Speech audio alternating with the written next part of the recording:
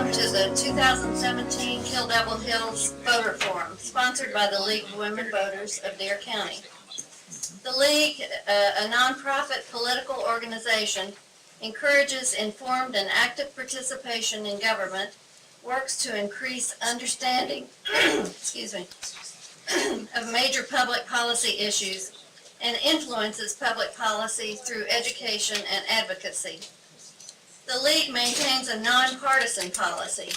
It neither endorses nor opposes any political party or candidate. I'm Carol Kimmel of the Dare County League and will serve as moderator. I live in Southern Shores. The League participates in the Positive Campaign Project and has requested that each candidate take the Code of Campaign Ethics pledge.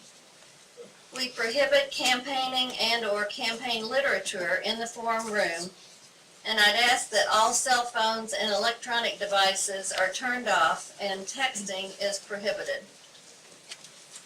The League members that are participating today are our greeters and those who take questions from the audience, and those are Lori Williams in the back and Susan Pfaff. She's here, it's Francine Kelly. Francine, okay. The reviewers of questions.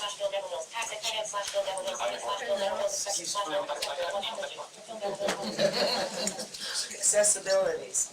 Yeah. Too accessible. The reviewers of the questions tonight are Mary Jane Slazinski at the table here and Carol Burchett. And our timekeeper is Lori DiBernardo in the front row. We encourage a lively discussion. If you think of a question during the forum, please raise your hand and one of our staff will hand you a card. So just raise your hand and somebody will come around and pick it up from you. The candidates present are Sheila Davies, who's the current mayor and is running for re-election, Ron Wright, who is running for mayor, and there are 2 seats available on the council. Terry Gray is running for council, Luke Mahler, Michael Midget, who's a current council member and is running for re-election, and John Windley. Welcome.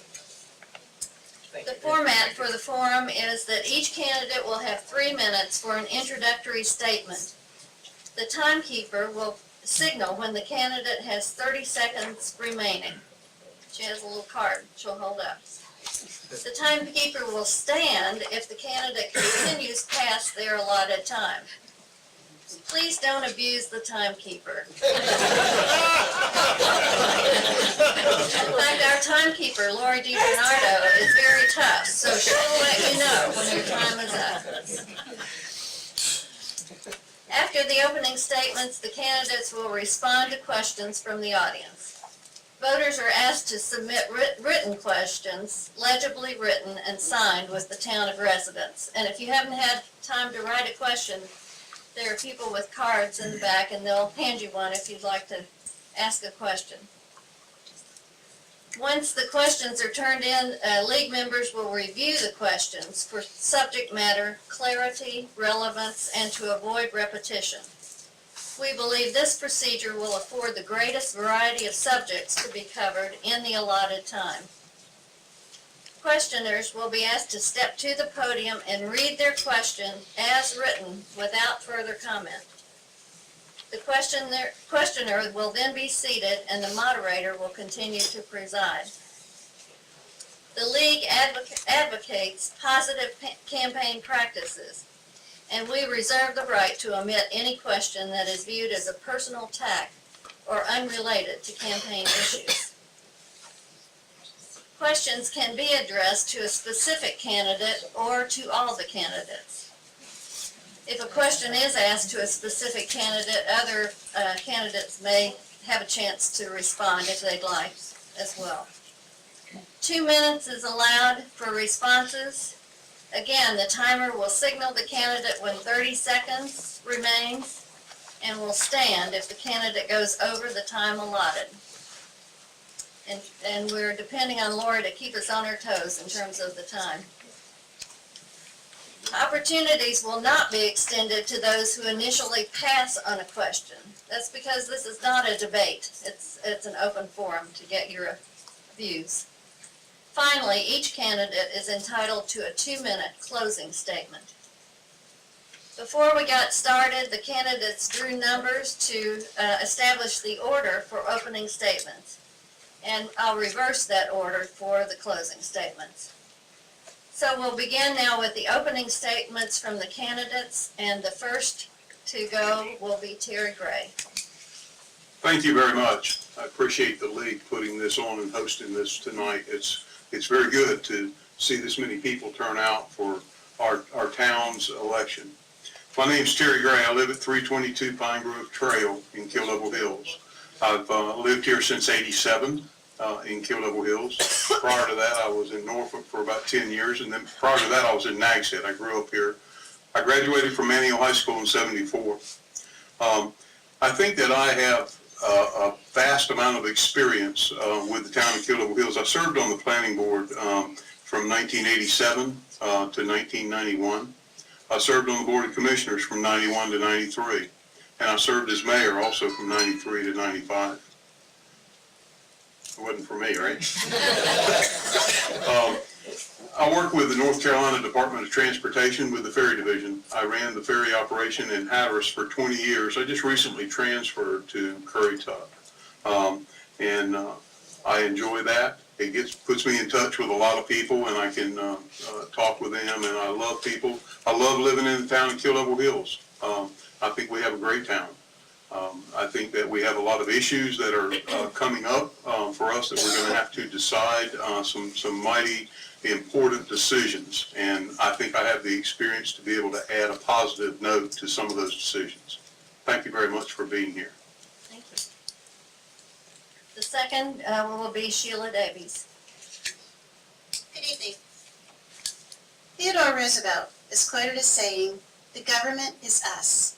We are the government, you and I."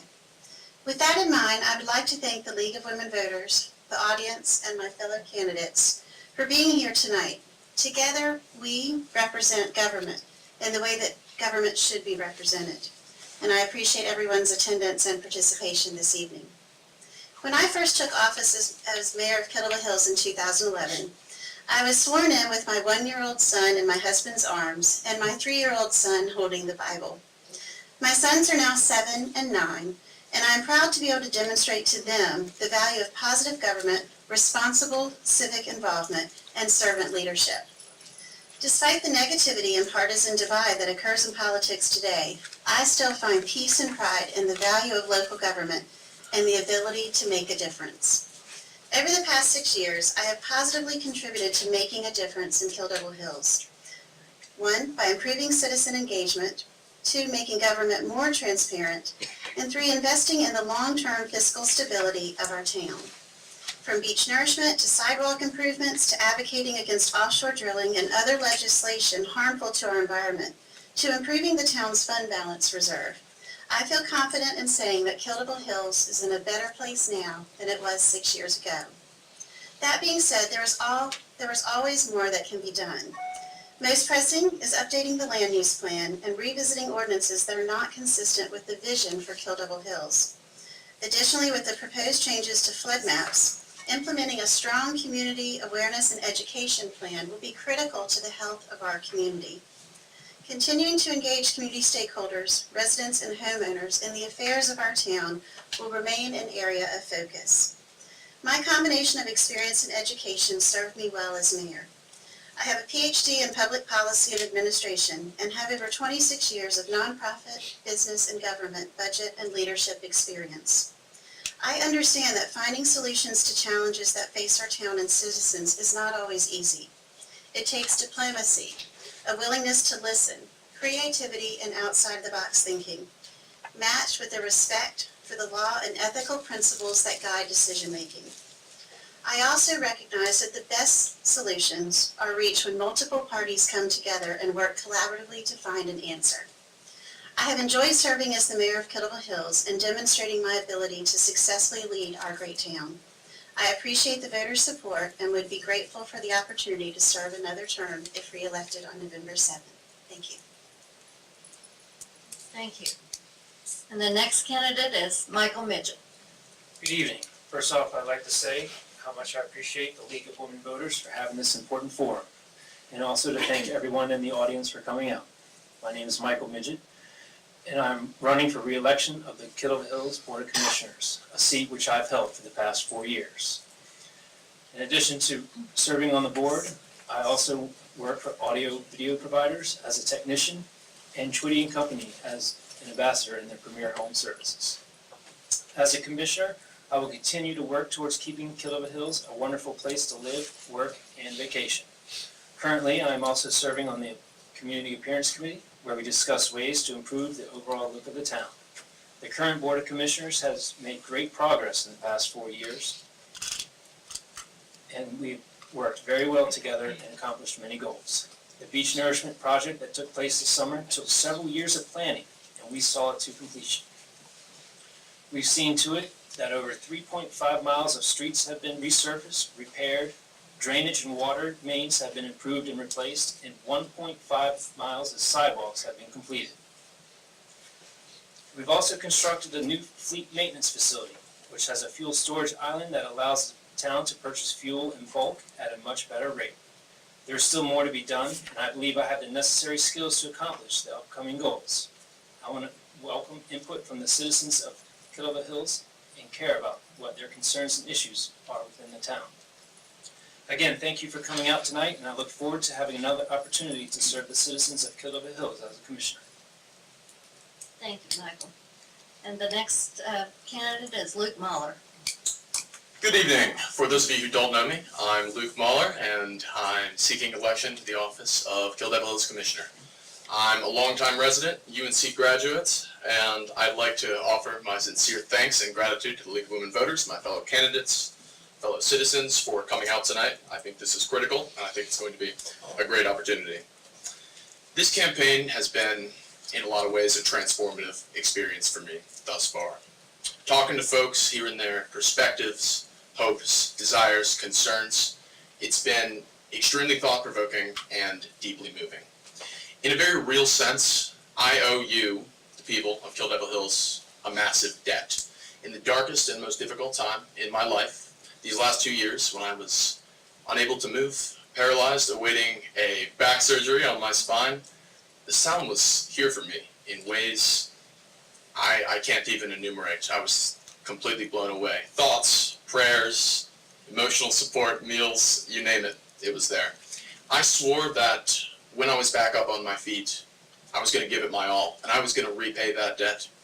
And now that I'm here, that is exactly what I intend to do. I love this town. It, in a lot of ways, represents the best of North Carolina, and it has a unique culture, gorgeous vistas. I really don't think you could ask for much more. But life can be difficult here. It can be challenging, and it can be hard for good and decent, hardworking folks to make ends meet. That's why, if and when elected to the office of Kittle Hills Commissioner, I pledge to fight every single day to ease the stresses of day-to-day life on all of us.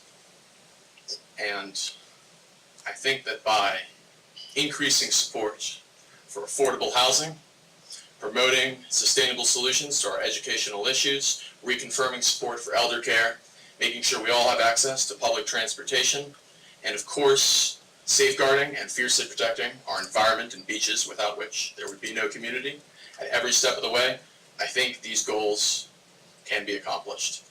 I aim to bring to the table a little bit of passion, some new blood, and a commitment to working with the best and brightest of this town who already work so hard every single day to improve this community, make it more sustainable and more prosperous. And that's my goal. And I think that at the end of the day, I hope that when it's time to elect your candidate for commissioner, that you will think of me and allow me to serve you. It would be my pleasure, and it's been my honor so far. Thank you very much. Thank you very much. The next candidate is John Winley. Hello. Thank you, League of Women Voters, for hosting and organizing this event. Thank you all for coming out tonight to be a part of this process. My name is John Winley. I'm 38 years old, and I grew up in Bath, North Carolina, along the Pamlico River. I graduated from East Carolina University in 2001, and upon graduation from ECU, I wanted adventure, I wanted challenge, I wanted a chance to make this world a better place.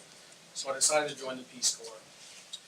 I served the Peace Corps in Nicaragua from 2002 to 2005 as an agricultural volunteer. One highlight from my service was obtaining interest-free loans for 9 rural farmers to construct metal silos, technology that third world farmers in my community did not have access to without my help. During my time in Nicaragua, I was lucky enough to meet and marry my wife, Yahara. We moved to North Carolina in 2005, and I started my career with Walgreens that same year. A career advancement opportunity brought me to Kill Devil Hills in 2009, and I've been the store manager of our local Walgreens ever since. My wife and I are the proud parents of our 2 beautiful children. My son Oscar is 6 years old, a first grader at Nagsett Elementary. Our daughter Aaliyah is 11 months old, and I would best describe her as the boss of our household. My interest in our town peaked when I became a Kill Devil Hills Planning Board member in 2016. The collaborative nature of our planning board, a group of citizens with diverse backgrounds, opinions, and ideas, working together to make the best recommendations not only to protect the integrity of our town, but to secure a promising future for it, is what inspired me to run for our Board of Commissioners. If I had to describe a theme for my campaign and describe how I'll serve you as Commissioner, it would be listen and respond. Our Board of Commissioners can best serve our community by finding out what our citizens' priorities are, then working hard to serve this town as our community sees fit. I bring no personal agenda or political bias to this process. My goal is to get elected so I can be your advocate for improving communication between our town and community. Thank you all for your consideration and support, and I humbly ask for your vote. Thank you, John. And the last candidate is Ron Wright. Last but not least, I was always a W, so I always last one called in class and everything. Stop that. Hello, my name is Ron Wright, candidate for mayor of Kill Devil Hills. First off, I'd like to thank the League of Women Voters for organizing this forum and give a warm welcome to the citizens, candidates present. Now for a little bit about me. I live in Kill Devil Hills. I have a business in Kill Devil Hills, and I love Kill Devil Hills. I've been married to my soulmate for 31 years. We have a 28-year-old son who's based in Los Angeles, but travels abroad as a cinematographer, putting to use his North Carolina education while doing what he loves. I enjoy hunting, fishing, outdoor sports, motorcycling, and fundraising for worthy causes. Being a 30-year resident of the Outer Banks, I have witnessed enormous growth and change. Not all good, but change is necessary and sometimes difficult. For Kill Devil Hills to grow and compete, we need a fresh set of eyes on the current issues and future successes this great town deserves. I feel this can be accomplished by structuring and running the town like a business. With my experience, I am a great choice. I believe all citizens and businesses should be treated equally and fairly by all town employees. After all, we work for them.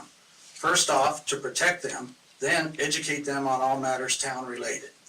I promise that this, along with a positive attitude, for sustainable and reasonable growth, compete, transparency in all town departments, we can be leaders they deserve. With our need for a true affordable housing, increased budgets for our police department and first responders, by the way, that ensures that the qualified and trained employees have the means and willingness to stay and become KDH proud. Freshwater, stormwater, and ocean sound outfall maintenance is always an issue and will be an ongoing challenge for our community. We need to investigate all options and, when possible, initiate new green alternatives and aggressively seek creative policies to mitigate the flooding effects from heavy rainfall and future storms. Now, I'm not a politician. I won't pretend to be. I have decades of experience as a business leader and feel I can help lead and implement fiscally responsible growth, enhancing and expanding existing programs and services while ending ineffective and costly positions. Investigate the combination of services, lessen the red tape and restrictive ordinances to promote future business, residential, and infrastructure growth. My communication skill set and ability to get along with both like and opposing viewpoints will help ensure strong cooperative atmosphere and allow us to move forward with the decisions in an efficient and timely manner. All this while making KDH the envy of the Outer Banks, while instilling the attitude of trust and involvement by our citizens. Another plus for everyone with me is, as your mayor, my business and home, only a short distance from the town hall, effectively give me 3 offices, which makes me more accessible to be the mayor for all the people. I'm not on a dozen different committees or boards, so I actually have the time and desire to do this job properly. Thank you in advance for your vote on November 7th. And if you haven't already, register and so your voice can be heard on election day. Sorry. Okay, thank you, Mr. Wright. Now we'll have questions from the audience. I will call 2 people to the podium area for the first and second questions. And then after the first question is answered, I'll call another person so that person will be ready to ask their question when the time comes. So at this time, I'd like to call Howard Kimball and Cindy, is it Sarfan or Sarfan? Sarfan? Sarfan. Okay, to the podium. And please read your question as it's written on the card.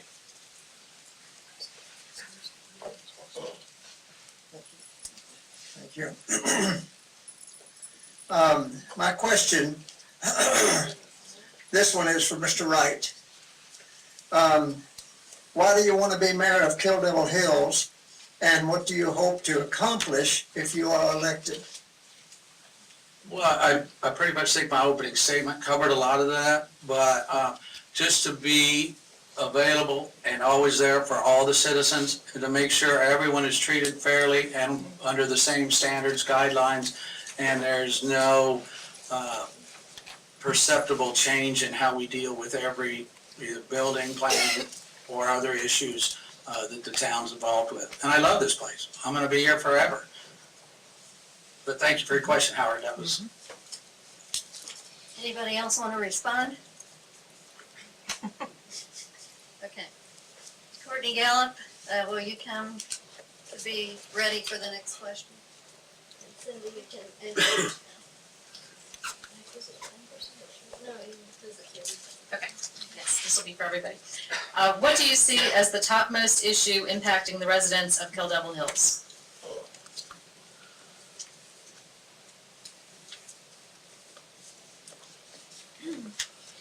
Okay, Sheila Davies, would you like to respond to that question? Sure. In my opening statement, I identified 2 of the most pressing. First and foremost is updating our land use plan. We just completed sending out the survey that hopefully everyone in this room participated in. That's just one part of the survey. Once we have those results analyzed, we also will go through a process of vetting the citizens' input as well as what the existing ordinances are that we have in place and where there's incongruities or inconsistencies, looking at addressing those. And that's really important because that's the roadmap for the future of our town and the direction that we're going to go in. That guides the decisions that this board would make, as well as updating or as well as indicating what we need to change if we have ordinances that aren't consistent with that.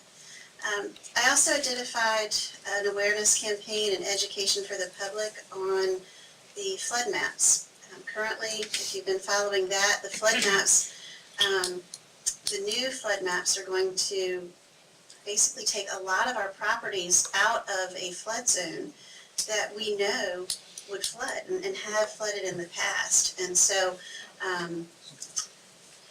you can retain that flood insurance, and that's going to be our encouragement to do so. If everybody goes, oh, we don't have to have flood insurance anymore, and they give it up, and then we have a storm that comes through and you're not protected, that certainly puts families at peril, but also the town. And you know, do we have people that can rebuild, or property's going to go into degradation of some sort? So those are 2 of the most pressing issues currently. Thank you for your question. Okay, Michael Midget, would you like to respond? Sure. 4 years ago, most pressing concern was beach nourishment. And, you know, we accomplished that, and the sand is out there and it's doing its thing. And it's really been a help for all this storm activity that we've had recently. So very grateful that we were able to accomplish that. Some of the other things that we've been working on and will continue to work on is the stormwater drainage and street repair. You know, we've got a master plan, and it's important to continue to follow that plan.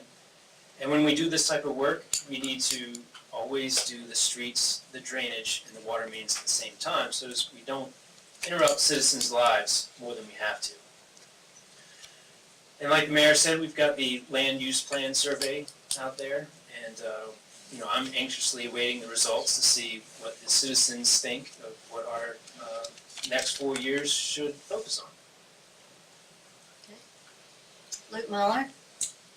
It's a great question, and I think that over the course of my campaign so far, it's one I've asked nearly everyone that I've met, and people care about a lot of issues around here. The environment, beach nourishment, things of that nature, but the bottom line, the common denominator that I've run into again and again is access to affordable housing and cost of living adjustments. People want to know, how am I going to put bread on the table at the end of the day, and how am I going to be able to sustain an acceptable level of living? And I think it's one that we can all relate to. I believe that municipal government has the tools necessary to address this issue, and I believe that being responsive to that desire is going to be key in our success over the next 4 years. And certainly if elected, I'll be looking at addressing it in every way that I can and on every day that I can. Thank you for your question. Okay, thank you. John Winley? Working at a pharmacy and being a part of our community healthcare system. Sit a little closer to the microphone. Everybody hear me now? I work in a pharmacy, and I see families and people who struggle every day with addiction. Addiction is personal to me, just from my experiences at work and interacting with the community. As a member of the Board of Commissioners, there's several steps we can take. First, we need to ensure that all first responders, law enforcement, EMTs, fire department, have the necessary tools to treat addiction issues when they're called into service. I'm referring to naloxone and defibrillators, all the resources needed to effectively keep our community safe. The next step is to help people with addiction issues find the resources and services they need. We have great organizations in this county, but there could be families suffering in silence who don't know that those resources are there to help them. So as a board, we can share awareness and get the word out and help connect people to resources that they can need to save their lives. Okay, thank you. Ron Wright? Great question, Cindy, and I gotta say, I agree with all the candidates up here. We got a great group for everybody to choose from, and their past and present service is exemplary. Stormwater, to me, is a very huge issue. I think we have to address that a little stronger, maybe lean on DOT a little bit to do some more clean outs on the outflows, and I'm kind of going to just cut it short at that, because I believe the stormwater is probably one of our biggest pressing issues right now. Thank you. Okay, and Terry Gray? I agree with the mayor, and I applaud the mayor. I think that the land use plan update is a vital tool, because that tells us how the citizens want us to run the town. I think that's a big issue right now, and I think we need to figure that out once we get the survey results. Then we can guide ourselves in the future. I think also that we have some issues as far as drug issues, opiate addiction. To me, is a big issue, and I think that by working with different municipalities in the county on a task force, we're able to put different heads together that can come up with some solutions that would help us offset that and try to fight that. Another big issue that I have is stormwater drainage. In 2007, there was a survey done that identified all of the inadequate storm drains, culverts, crushed culverts. That plan was adopted in 2011, I believe. I think we need to update that plan and have our town engineer provide us with a updated list of projects that need to be done. It's not going to be an easy cure, and you're not going to find immediate results. You have other towns that drain into our town, and someone else mentioned the fact that you have to have DOT's help because they have the outfalls and they're going to have to participate in alleviating that problem. You're going to have situations where you don't ever handle all of the flood because it's just too much volume to carry in our swales and ditches. But a maintenance program that's done periodically on our ditches and swales, would help that tremendously. I think it'd be a big benefit. We have a lot of people getting flooded. Okay, thank you very much. I'll call Gregory Testa up for the next question. And Courtney Gallup will actually ask the next question. Good evening. Kill Devil Hills is the location of many well-attended musical, athletic, and cultural events. Do you feel that local government should pay for crowd safety and security measures to prevent mass fatality events such as Las Vegas? Or do you believe it should be paid by event organizers and passed on to event participants? Thank you. Okay, I'll call on Michael Midget to start, please. Well, I would like to think that our police officers and the fire station and all of our firefighters would be available if needed. But I do think ultimately that cost should be for the promoter of the event and the ticket holders of that event. I don't think the citizens of the town would want to pay for a concert they weren't attending. So I know I certainly wouldn't, and I don't think it would be fair for the rest of us to be taking that burden on. Okay, thank you. Luke Muller. Obviously, I was horrified by the recent fatalities and injuries in Las Vegas, and it's definitely sparked food for thought, especially in our community as well. I think that while prevention is incredibly difficult in a situation such as the one that arose this last week, it's important to preserve our resources and use them to support our first responders and our police officers who are best able to respond to that. And insofar as that's true, I believe it should probably be on the burden of the event organizers. I tend to agree with Mr. Midget there. Okay, John Winley. Essentially, event organizers should be responsible for the security of their events. But collaborating and communicating between organizers and first responders is the most important thing. Any event that comes to town, safety is the first priority. I think private security and our public resources, there should be active lines of communication to make sure that that event can be as safe as it possibly can and security kept paramount. Okay, thank you. Ron Wright. I believe the cost should be passed on to the event coordinator and actually the end ticket holder.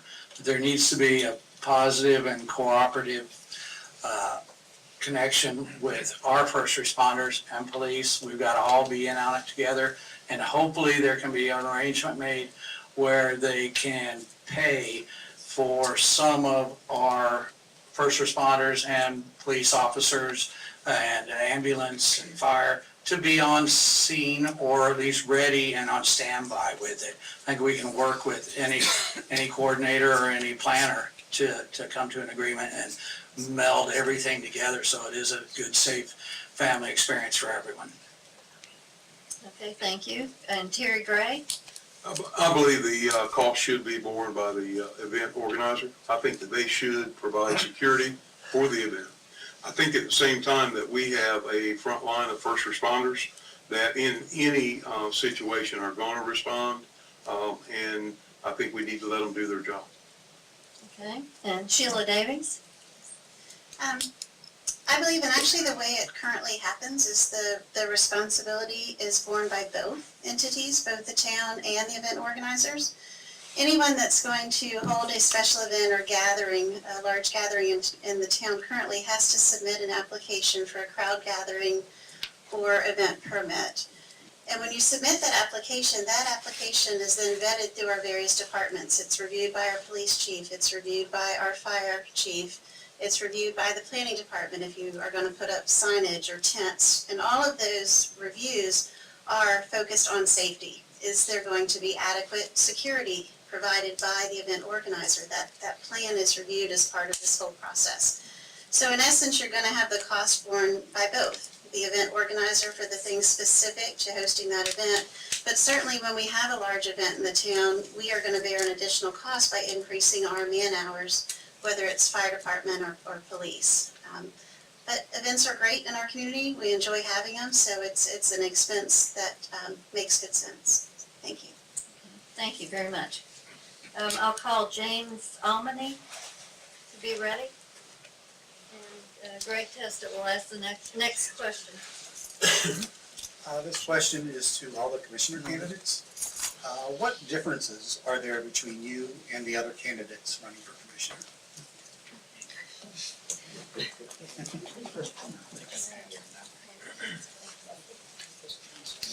Okay, Luke Muller. Sure thing. Thank you for your question. I would say that as a lifelong resident who graduated from Dare County schools and has worked in education since I was very, very young, I am uniquely placed to fight on behalf of the teachers who have molded so much of my personality and worldview, and as well as for the children who I've developed deep bonds with over my past years. I would also add that growing up here, working 3 retail and restaurant jobs, trying to make rent 55 hours a week, lends a certain in-the-trenches perspective, so to speak. And I would most certainly bring that to the table if and when elected, and advocate on behalf of those who are often not able to advocate for themselves. Thank you. Okay, thank you. John Windley. I think we all have different backgrounds and experiences. We all have different reasons why we're running. I'm running because shortly after I moved here, I became a parent. And I really, in becoming a parent, I learned the value of living in this great town. I saw great schools. I saw a community that people that cared for one another. And I found a place that I wanted to make a home out of. So I think we all, I look at my experience in business and in leadership. I look at my service to the country. So differences in our background, differences in why we're running are the main things I see. I would like to say, though, we all have a good bunch of 4 people to choose from on election day. And as a town and community, we should be thankful and happy to have 4 people this eager to serve our community. Okay, thank you. Brian Wright. Not Oh. commissioner, but I. I'm just hairier You're than the not, rest of you. No, you're not. But I'll let them answer. I'm sorry, That's okay. okay. All right, Terry Gray. I have a unique ability to bring people together with different ideas and different views, and able to come to a common goal and accomplish that goal. I've heard Luke sit here and talk about it, and by the way, these guys, from everything that I've seen out of them, they're all great guys. But I heard Luke talk about the schools that he graduated from here. I sat on a board that put together a very complex tri-party agreement with the Nature Conservancy, with the Board of Education, and the town of Kill Devil Hills that actually let the high school be built here. My children went to that high school, and I was very excited about that. A lot of people said that you couldn't do it. You couldn't put that many different ideas together and come up with a common goal of accomplishing a high school. Well, we've got the First Flight High School right here. It took about 1.5 years to do it, and we worked it out and we got it done. And those are the abilities that I think I have with the experience of being able to set different people down at a table and come up with a common goal. I think it would be an advantage for me to be on the board. Okay, thank you. Michael Midget? I think to be a good commissioner, you have to be well informed about the town's issues. You have to be able to get to the meetings and show up. And you have to be able to be a good listener, empathetic, and you have to get along with other people even when you disagree. You need to be able to compromise and work towards what's best for the town. And I think I have all the necessary skills to get along with others and compromise. I'm also very good at seeing both sides of an issue and able to make decisions based on fact and not emotion. Okay, thank you. Sheila, I'll give you an opportunity if you want to say anything here. I I guess if I take the stance of comparing the candidate for mayor, I think the big thing is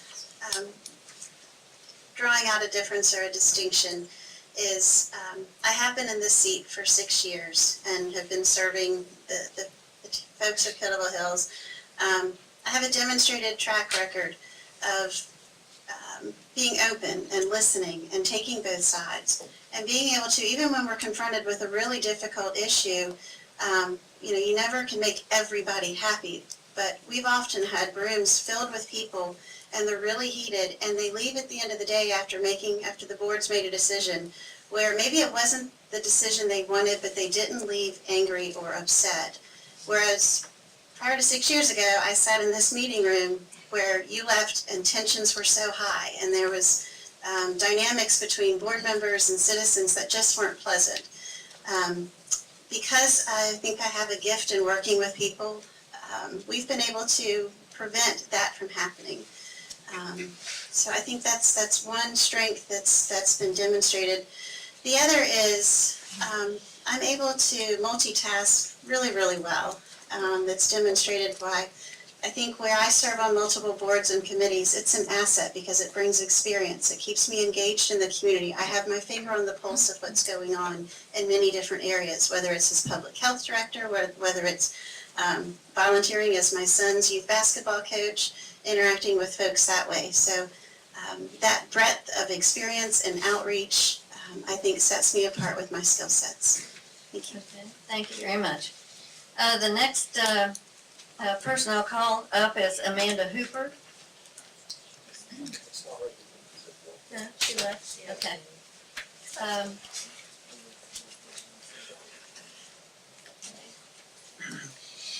Then the next person is Colleen Almany.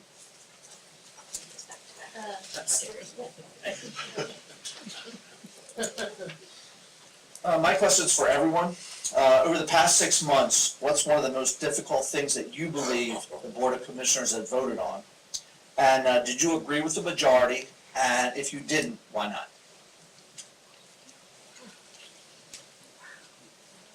Okay, and I'll ask John Winley to begin. The most difficult decision, in my opinion, that the Board of Commissioners has dealt with in the past 6 months was on height of hotels in the Ocean Impact Residential Zone. We had to take a stand, I believe, for what the majority of people in our town wanted to do. It was a tough decision to make. And the reason is, it's not easy to tell a property owner or a business person what the limitations they can do with their investment. That's not a comfortable conversation to have. But when we came to the decision that we came to,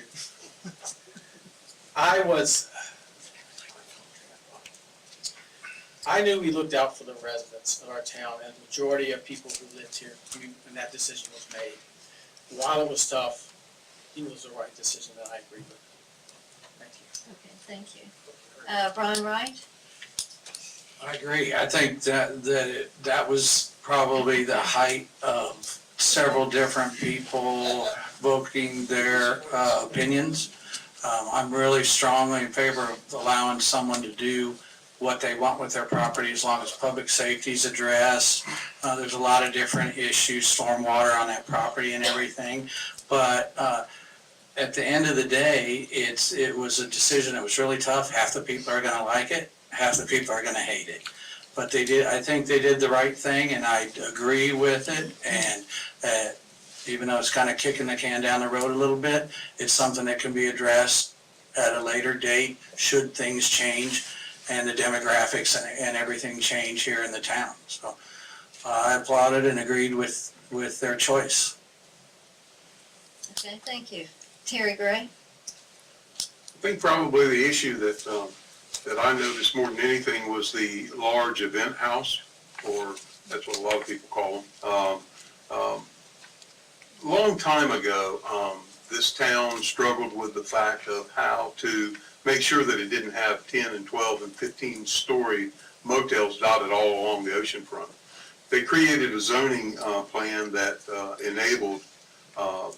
those lots to be developed with large cottages. I don't think anybody envisioned the event house and houses with 15 to 25 bedrooms. I don't think anybody envisioned that at all. However, it's a very complex issue because you can't, now that people have bought those properties and intend to develop them for that, you can't tell them they can't do it. You can't limit the size of the rooms because the state does that.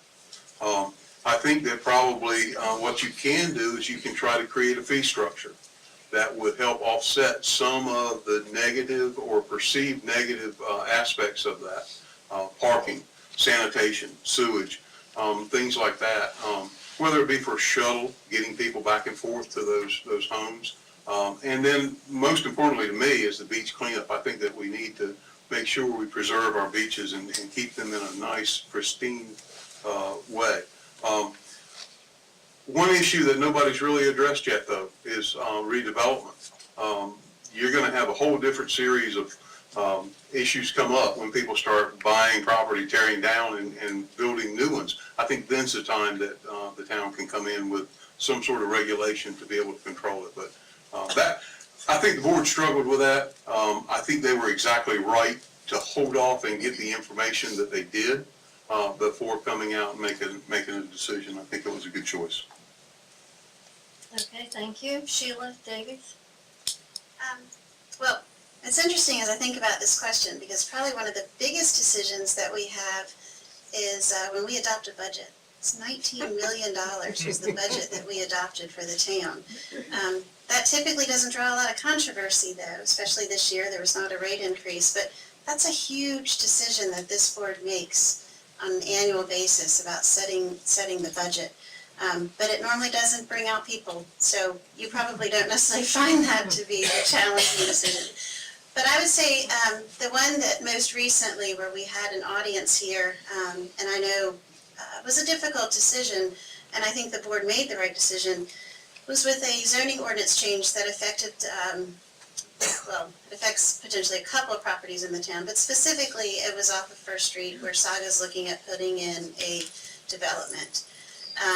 The board was presented with an ordinance change where we were looking at decreasing the lot coverage, or excuse me, decreasing lot size from 15,000 square feet to 7,500, but by doing so we would allow single-family development back there. Instead of what currently is allowed is multifamily, which is, there was a plan presented to the town by Saga Construction for that area. So weighing that between, do we adopt this zoning change to allow that, or if not, do we allow a multifamily, which was legally allowed, unit to go back there in the middle of single-family homes? So we did make that change. I think it's the right thing. However, I think that's where it really calls into play, focusing on the outcome of the land use plan and making sure that we do not have ordinances still on our books that allow this thing to happen in the future, to put us in that pigeonhole position. So, thank you. Okay, thank you. Michael Midget? I think of all the decisions I've had to make in the past, the one that the mayor was just recently talking about was probably the hardest. You had a room full of citizens that were concerned about the development of property in their neighborhood. You know, and they did not want a multi-unit apartment complex of 133 units there. They also didn't really want 75 houses either, but given the choice, they prefer the houses. But, you know, they expressed their concerns about drainage and stormwater, and, you know, we're going to do our best to make sure that the subdivision plan is going to be correct and that we'll offer the proper storm drainage. So, you know, I agree with the decision we made, and I think it was the right one, and, you know, I'm sure that it's all going to work out for everyone. I hope so. Thank you. Luke Mullins? Well, I would to some extent express my agreement with what's been said before, especially by Mr. Windley, regarding regulation. I think it can be a very difficult decision to put the quality life of the community over hard-pressed commercial interests, especially in terms of development. But ultimately, I think that it brings up a wider question of whether or not government is best from the bottom up, responsive to the people who live here and want their communities to be a certain way. I think that responsiveness to that is a laudable trait, and I applaud it. Okay. All right, thank you very much. I'll call Bill Rawson up, please, and Colleen. This question is for everyone who's challenging a position, other than tonight. KDH has poor public attendance at town meetings. This is a two-part question. Why do you think people are disconnected from the decision-making process? And what new ideas do you have to increase public engagement? Okay, we'll start with Ron Wright. Good question, Colleen. I've heard from several different people that they just don't feel they can make any type of positive input and change anything by coming to the meetings. Being more forthright with them, explaining a little bit more, maybe having additional meetings to try and bring more people in. It's just like the voter turnout. It's pitiful. I see a lot of the same faces from 2 years ago that were here, and it seems there's just a small group of people that are really ultra concerned or just so turned off by how the policies have been built and moved through the commissioners over the last few years, and I'm not sure what the greatest way to get them more involved, except possibly doing some little voting on some issues and making them feel like their vote is gonna matter for something. To turn out and give all your emotional content on something and then really have nothing go your way on that. I can see where people get a little upset and not want to be involved anymore. I would just try and, by being more out in the open, being more available for the people and the commissioners also, I think maybe we can smooth things out a little bit and help bring them back into being, not that they're not caring citizens, but being more involved citizenry. I mean, that's a challenge and a goal, I think, for every town, to try and get the people more involved. But just be out there, be a little more public, and try and show them that we do care about what they think. Thank you. Okay, thank you. Terry Gray? That is an excellent question. I know back in the earlier days when I was sitting up here as a commission member, we had the same problem. We had sometimes not 4 or 5 people in the audience. And until something actually hits somebody and affects them directly, that's when they get involved. I think one thing that you could do is you could have a whole bunch of cheerleaders like you, Colleen. I think that if you have ice cream socials like the town has, and I think that if you have events that cause people to come and get involved with the town, that'll make them more agreeable to come to meetings and find out what's going on. You have to be a part of the family of Kill Devil Hills, and that may be one way to do that. I think also that if you go out into the neighborhoods and you talk with people, I think that's the key to getting them involved. When you have a street going in, you can go out and check on that street progress and see how the neighbors are liking that. Or a drainage ditch, if you're putting in a drainage ditch. The more active you are as a commissioner, as a sitting commissioner, the more active I think your community is going to be. But that was a very good question. Okay, thank you. Sheila Davies? Yeah, and thanks for letting me answer this. I think first I would challenge Colleen a little bit, that I don't think that we have folks that are disconnected from the decision-making process. I think they're very connected when it's an issue that's important to them. We've had a number of standing room only meetings, but that happens when it's an issue that resonates with them individually. So whether it be that it's an ordinance that's affecting maybe or an issue affecting where they live, or something that they're passionate about, whether it's dogs on the beach, or the height issue, or the neighbors that came out for the issue affecting them. So I don't think that it's that people are disenchanted or disgusted or don't think that they have a voice. I think they make their voice heard when it's appropriate for them. We also have a way, a really easy, accessible way for folks to make public comment through email now. We also record and televise our meetings, so you don't have to necessarily be here to stay engaged with what's going on. We have a town listserv that now has over 300 email addresses that get every meeting notification and minutes from meetings and so on and so forth. So I think there's other ways people are staying engaged and involved. That being said, we do have a core group of about 6 or 8 people that come to the meetings, and it would be wonderful if more people wanted to come. We really do welcome you. It's not as intimidating as it may seem to stand up to the podium and bring up something at public comment. Over the last years, we added 2 public comment times now, one at the beginning and one at the end. So if you did need to come in and speak and get right back out the door, you could do so. You don't have to sit through the entire meeting. So I think that we have really tried to go a long way to making the town really accessible and working for you.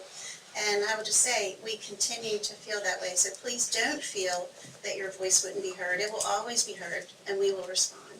Thank you. Okay, thank you. Michael Midget? This is perhaps one of the most challenging things I've had to deal with in the past 4 years. And, I've been posting the meeting agendas to my Facebook page, and I've been sharing those to various groups on Facebook, the local ones. And when I post something to my page, I get about anywhere from 20 to 60 views. But when I post and share something to one of the Outer Banks local pages, I get over 2,000 views. And that's the stuff that I put out there. That's our meeting agendas, press releases, or, emergency storm warnings that are coming. So we are getting the information out there. It's just really hard to get a body in a chair. So, our board is certainly open to any ideas, so if anybody has anything, by all means, let us know. We'll try it out. Okay. Luke Muller?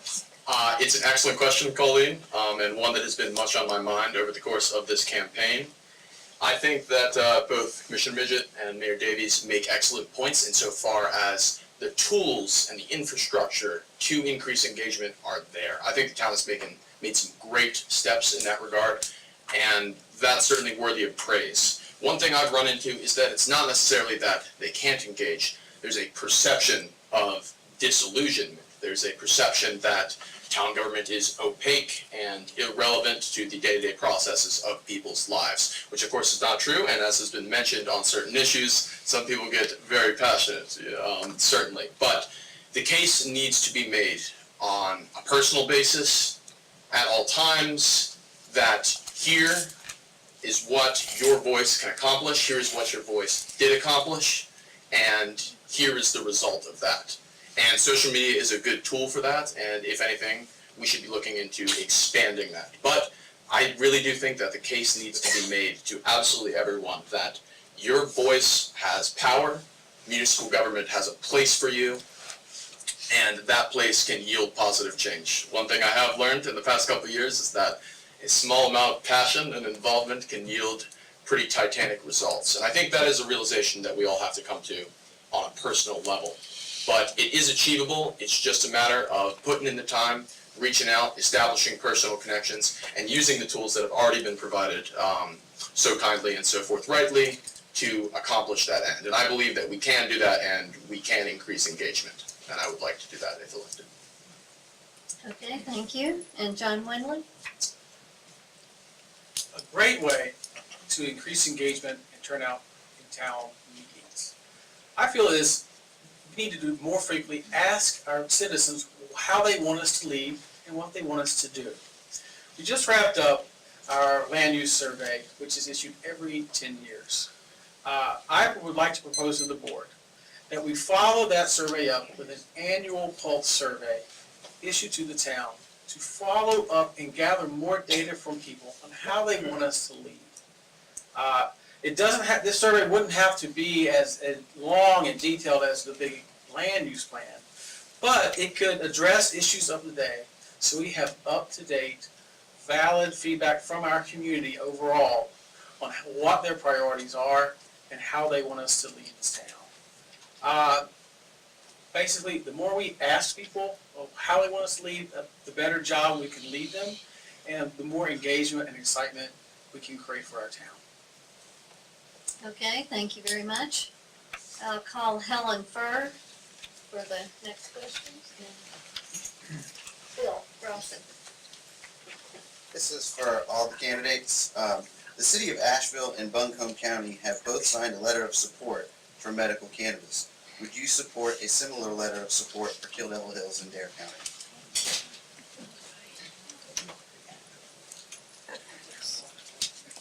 Okay, Terry Gray, you want to start? I think I would. Yeah, I wouldn't have a problem with that. Issuing a letter of support. Okay. Sheila Davies? So, I have 2 minutes, and this is a really big question for 2 minutes. But I'm gonna do my best, because, I do wear a public health hat. And with the public health hat, obviously, looking at the medicinal value of marijuana, I get it, especially reading studies on how it can help end-of-life cancer patients. We also run a hospice unit, so I get it. I also have to temper that with making sure that if we're going to provide a letter of support, that it's clearly delineated between medicinal purposes, which needs to be regulated like any prescription narcotic, and recreational use. Because I can't support recreational use. And that's because of basically firsthand seeing what it's done in a family member that I have, that it truly was a gateway drug to other drugs. And this was for an adolescent, and with adolescence, your brain's not fully developed until age 25. So, I'm trying to keep this to 2 minutes. I'm thinking, first is clearly delineate the difference between medicinal value, which would, as I said, need to be regulated, prescription-driven, and making sure that is clear. We have an opioid epidemic now, which is driven by prescription too, because somewhere along the road, pain became the 5th vital sign. And with that, overprescribing of opioids and leading to a problem. Now, I don't want to just throw everything into one basket and say, well, since that's created an issue, I couldn't support medicinal marijuana. I think if it's regulated the right way and the education is out there, that just because it's a prescribed medication doesn't mean it's safe. And that's how we've fallen into the situation we have with opioids. So, yes. Thank you. Okay, thank you. Michael Midget? Absolutely. That's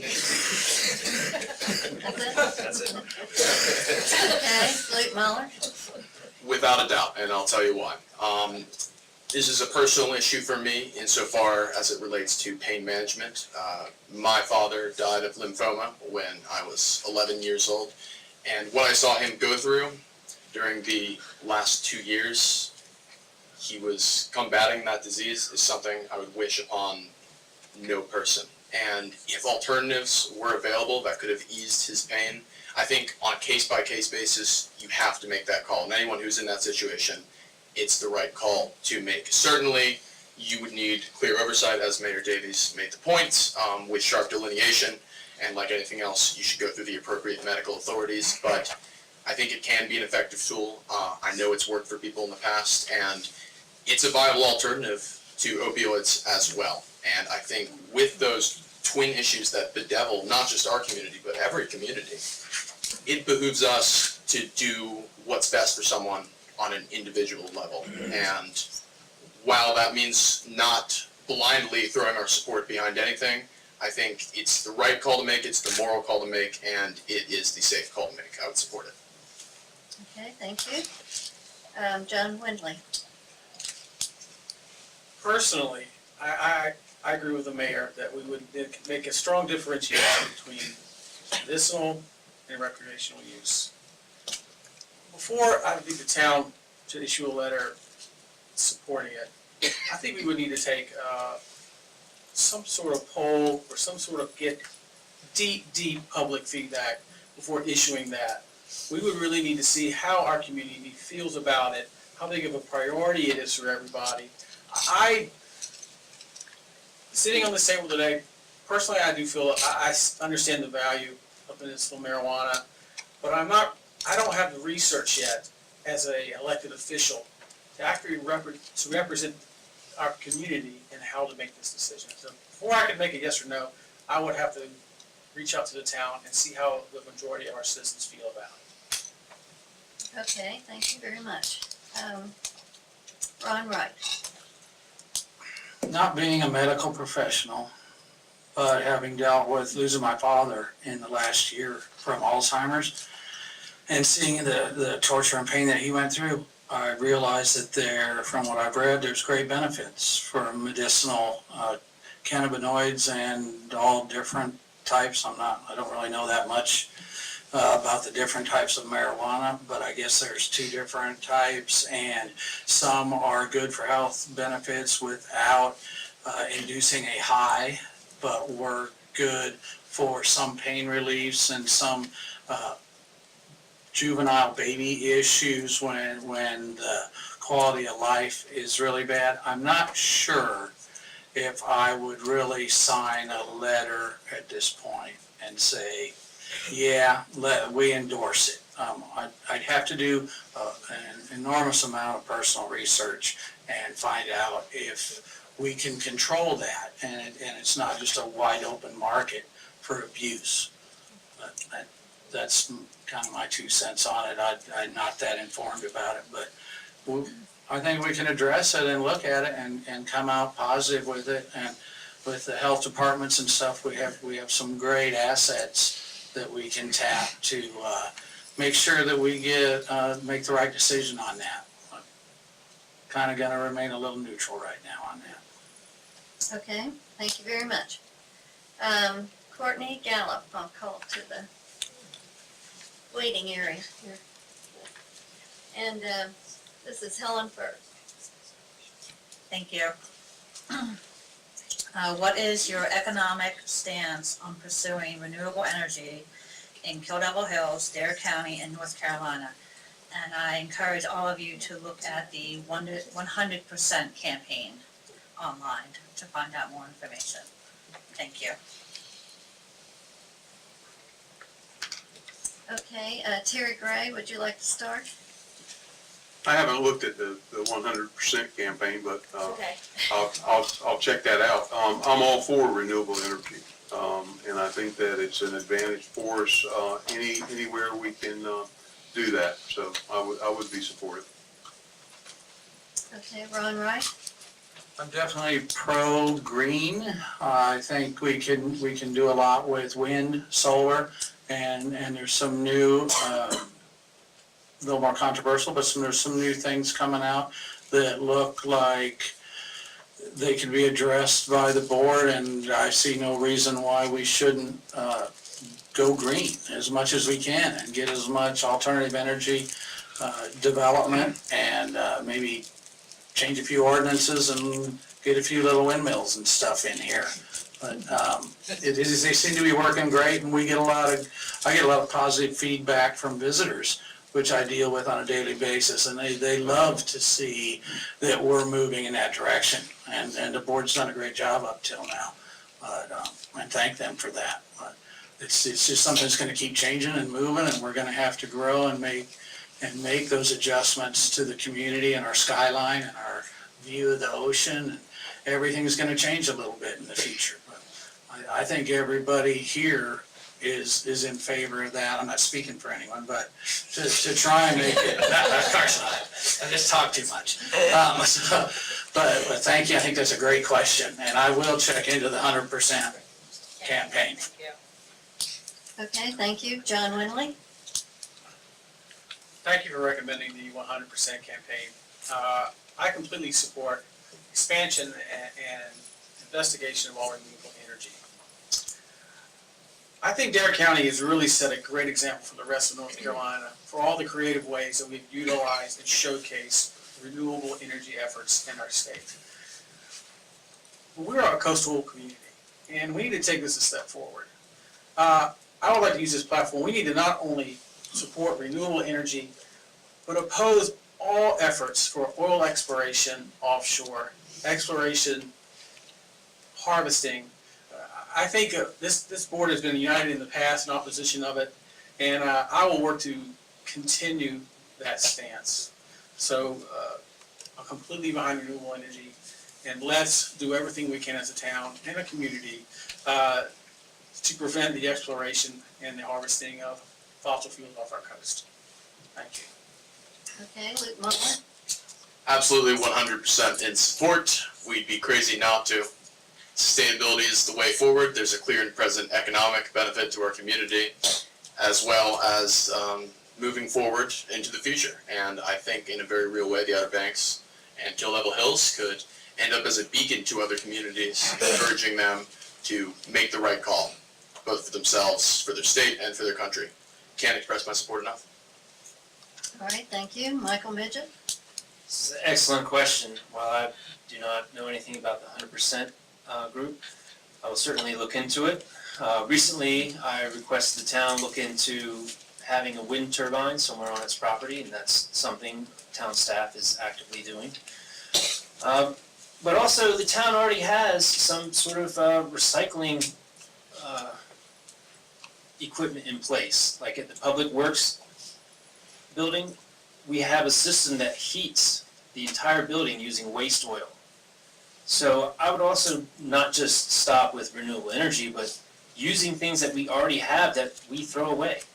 Like I personally power my car with waste oil, it smells like French fries, but it gets me where I need to go. Solar panels and wind turbines have come a long way in the past few years, and they're just going to get better. And it's something we all need to look into. And currently, there's still a federal tax credit if you have solar panels on your house. It saves you about 30%.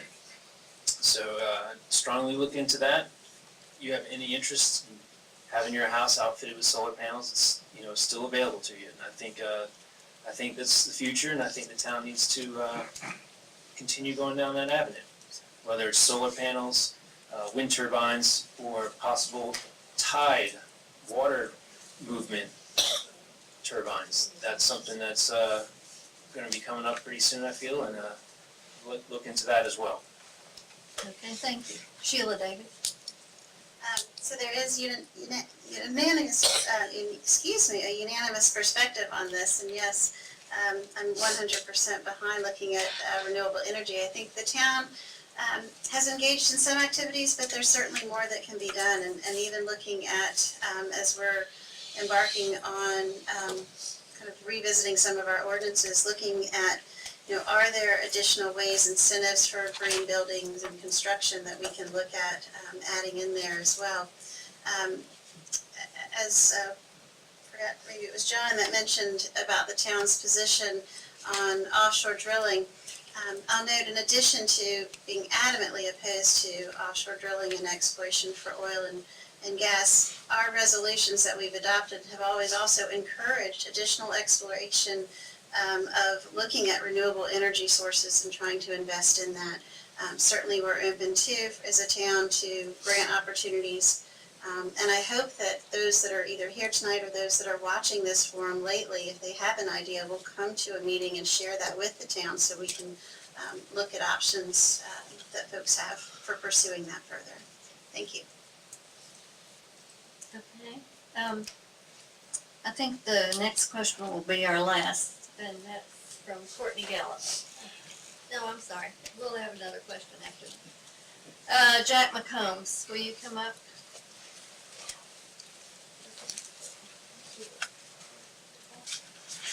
I'm used to being last too, Ron, don't worry.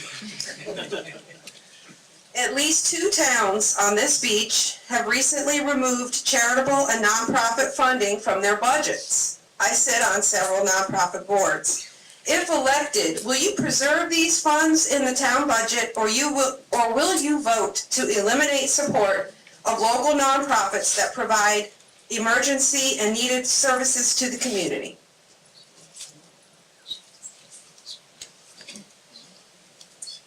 Okay, to all candidates. To all candidates, okay. Terry Gray, would you like to start? I will.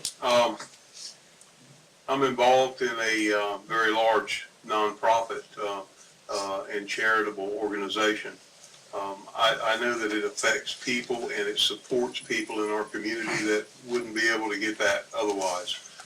Yeah, I would support that. I would definitely keep that, make that money and keep that money available. I'm all for it. Sheila Davies?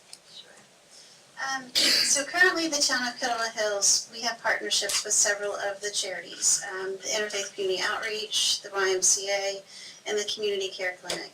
And the partnership is based on directly what those services are doing for the constituents in our town. We have accountability reports on an annual basis from these nonprofits. And we can see the direct impact in investing in the work that they do with improving the lives of the citizens in Kittle Hills specifically.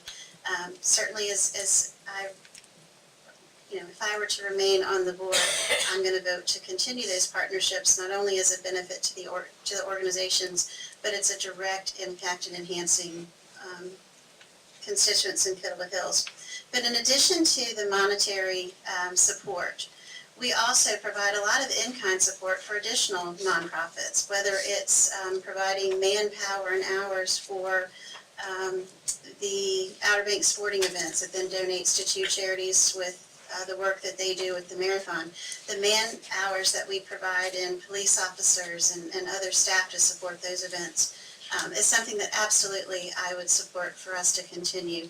It's goodwill in the community, it's good for the town on multiple levels, not just those that benefit directly, but those that benefit indirectly. You think of the return from the sporting events that happen here in our town from a tourism perspective, you're really benefiting 2- and 3-fold from that. So I 100% remain supportive. Okay, John Winley?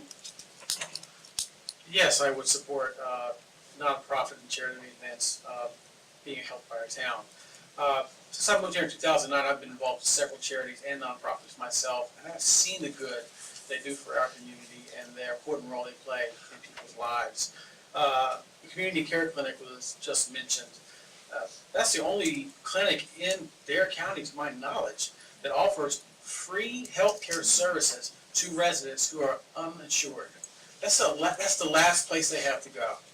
So when you think about quality organizations like that, I'm proud to be part of a town that stands up and supports them. Thank you. All right, thank you. Ron Wright? Not only would I support it, but I think we might be able to find some more creative ways to give a little bit more out of that 17 million and get it pushed over that way and look at some other groups that might be in need at this time. I know Terry works with the Dare County Motorcycle Toy Run Group, and they've done a great event the last 2 years.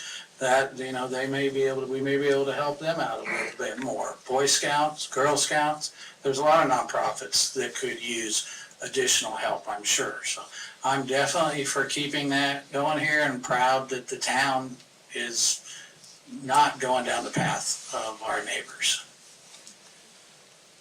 All right, Michael Midget? Yes, I would also support these charities mentioned. I mean, the Community Care Clinic is certainly a great asset to the community, and it's important to keep it going. So, whatever our board can do to help them and the others, I would, be more than willing to help them out wherever we could. Okay, and Luke Muller? I'm certainly not going to be the only guy up here who says we should get rid of funding for charities. Obviously, that's a judgment call that any decent and compassionate citizen of this town is going to make. If anything, we need to be stepping up our efforts, facilitating any and all efforts that those organizations need in terms of helping them provide man and woman power and ensuring that we make sure that government stays on track. And the whole reason that we're here is to benefit the entire community. And that's not just an emotional stance, it's a pragmatic stance. And of course, we're going to continue supporting that if I'm elected, and certainly we will work to expand it as well. Okay, thank you very much. I'll call Ivy Ingram up to be prepared. Is she here? Yeah. Oh, okay. All right, and now Jack McCombs has a question. This question I have is for everybody except incumbents. I want you to state your position on two issues, and if you're elected, would you publicly advocate that position? The first issue is repeal of the plastic bag ban, and the second one is drilling for oil off our beaches.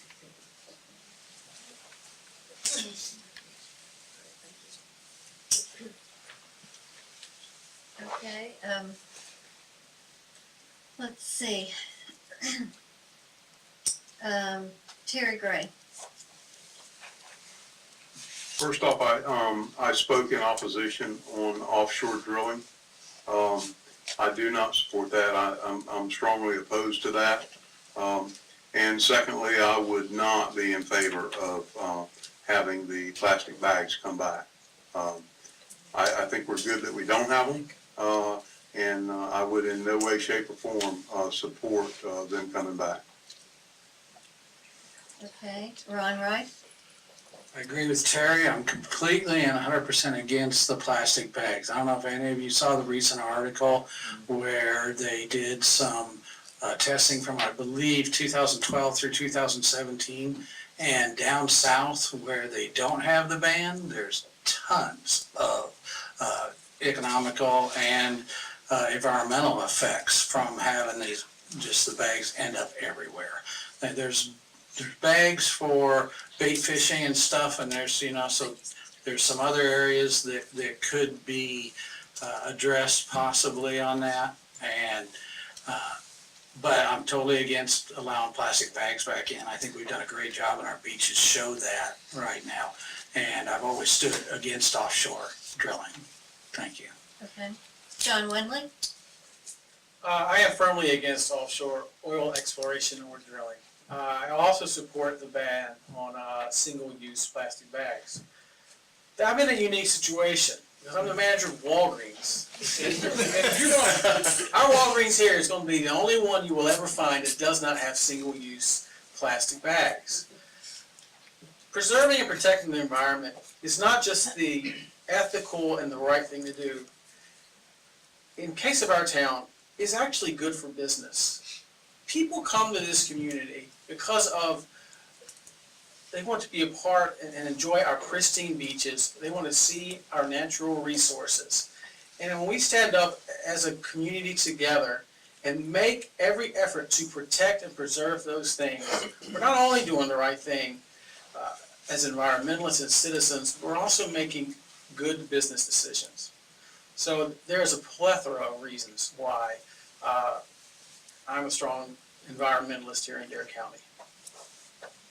Okay, Luke Muller. I don't think you could find 10 people and get them together in a room who would be for offshore drilling and for plastic bags coming back to our beach. It's a no-brainer. I think that it's not only our right, but it's our moral obligation to remonstrate against this stuff as fiercely as we can. I think it's emblematic of out-of-county and out-of-town interests attempting to tell us in our municipality how we're going to conduct our affairs. When I was out on the beach with some other candidates during Trash Fest the other weekend, there was still a ton of plastic out there. And the idea that we would want more of that, I mean, it's already a pressing issue, and that's a common sense solution. I've spoken out against it in public as much as I possibly can, and certainly I will continue those stances if elected, and I might add, fiercely and forthrightly. Okay. Would either of the incumbents like to make a statement? Michael Midget? Sure. I was recently out collecting trash with Luke, the latest trash sweep, and I didn't find any plastic bags, but I found a whole lot of cigarette butts. It's just going to be really interesting to see what happens. I think, I hate to be the bearer of bad news, but I believe that the House has overrode the veto of the governor, so, it looks like we might be getting those bags back. And I don't know if we even have the power to ban them, but if we do, I would certainly pursue that avenue. But I don't think it's possible. And as far as offshore drilling, just, absolutely not. Not even for natural gas. It's a bad idea. It's just a disaster waiting to happen. Okay, Sheila Davies? I'm guessing Jack said not the incumbents just because we have a strong history of adopting proclamations and resolutions on being in opposition of both, and that position remains. Unfortunately, we did receive bad news today with respect to the overturning of the governor's veto, but just the wrong decision. Okay. Thank you all very much. I'll call Howard Kimball to be prepared for the next one, and now we have Ivy Ingram.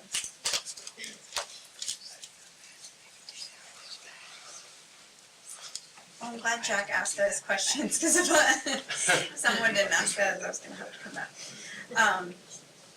I would like to know how you all would address the recent vehicle break-ins and the string of stolen handguns in unlocked vehicles, in which 11 out of 14 of the stolen handguns were in our town. And I'd like to know what you all would do to ensure responsible gun ownership in our community, given that many of us have children who play outside, and I question who those guns are in the hands of.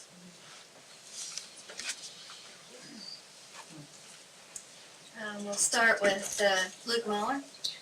It's a great question, and I'm not just saying that because I spent an hour talking to a police sergeant about my roommate's car that got broken into 3 days ago. But it's something that needs to be addressed. 95% of the cars that were broken into were unlocked. That's from our own police department statistics. That is indicative of one very nice thing about Kill Devil Hills, which is it's a community where we feel safe and we can leave our vehicles unlocked. And I love that about this town. But we need to be aware of the reality of the times, and we need to work with our law enforcement officials who are already kicking butt out there and help them get out the message. I mean, we got to be on social media trumpeting what we need to do to prevent instances like this. And we probably need to be organizing seminars and sessions where police officers can address as many people as possible on prevention and safe management of your vehicle during the night. As for gun violence and the stolen guns, it chills me to the very core, especially in light of recent national events.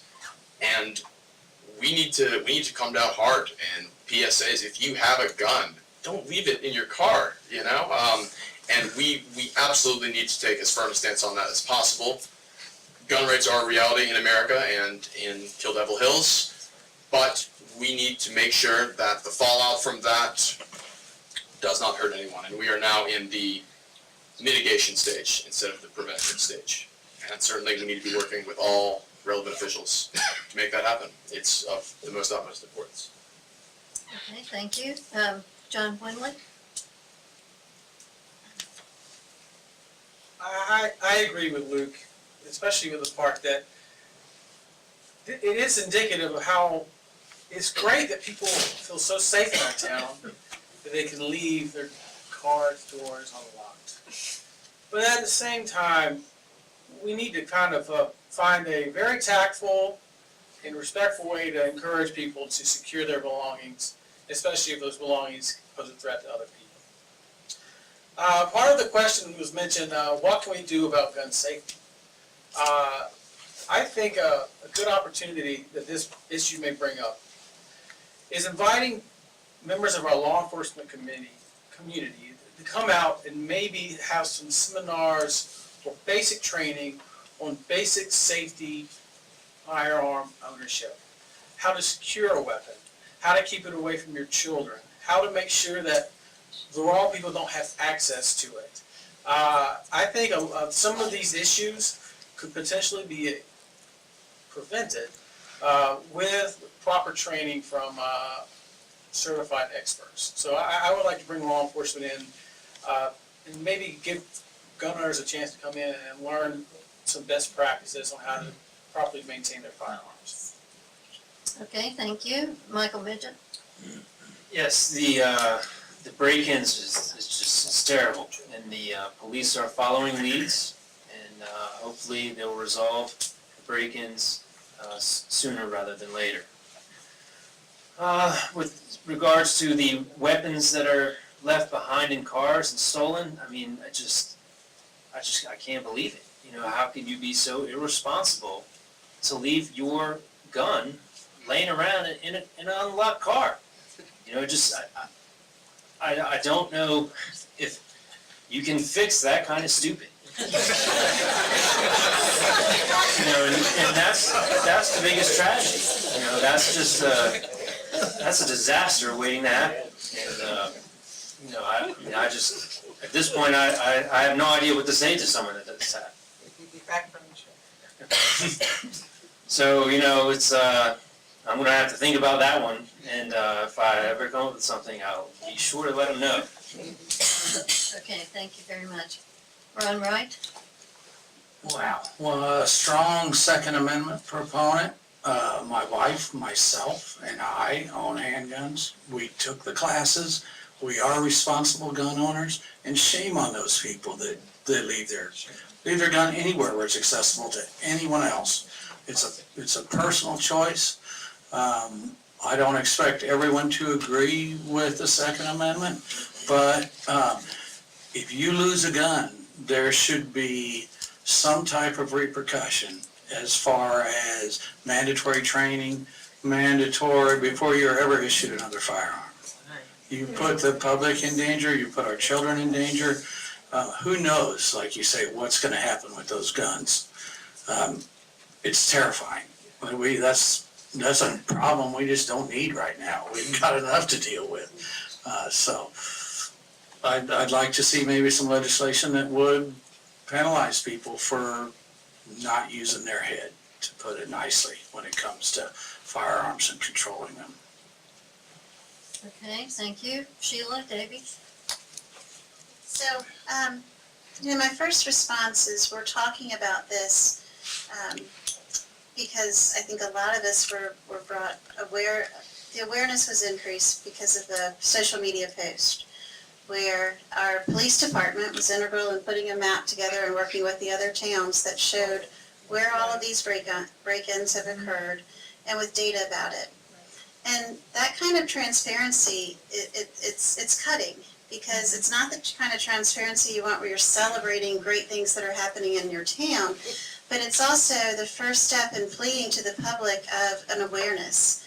And on so many levels. The first is, yeah, absolutely lock your doors. Don't keep valuables in your car. Even if you're gonna lock your doors, don't keep your valuables in your car. We had to implement a policy at the health department about you can't leave your laptop in your car overnight. You shouldn't have to implement a policy, but we did because we had one stolen. So that kind of awareness. And the other awareness is for all of us as citizens to be kind of vigilant on reporting suspicious activity in neighborhoods and getting back to the old community watch days where you're looking after your neighbor and you're looking after your neighbor's neighbor and reporting that.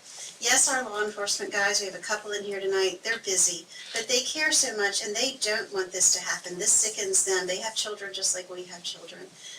This is not what we want happening in our community, but it is going to take a village of an effort to address it. Thank you. Okay, and Terry Gray? I can't understand how somebody could leave a gun in a car unlocked. I mean, it's just unfathomable for me. And their valuables also. I think that the mayor indicated probably the main thought that I would have. To combat this, I think probably if we encourage our citizens to get back involved in the community watch program and become involved. We have a very good police force here. We have a lot of officers that really do put their heart and their soul in the job. And I see them all the time up and down the streets, and they're really doing what they should be doing.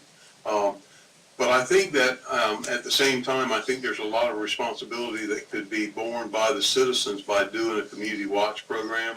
As far as the PSAs that John mentioned, yeah, I think we need to do some gun courses and make that available to the public, just like we do with the fire department and other things. We have a smokehouse that, teaches kids how to deal with fires. I think we could do the same thing, with some sort of gun awareness or education. But just, lock your cars. Don't leave a gun in the car. I mean, that doesn't make sense. Okay. Let's see, we'll go to the next, whoops, I keep losing the banner there. We'll go to the next question, and I'll call Chris Tulin up to be prepared. Howard Campbell?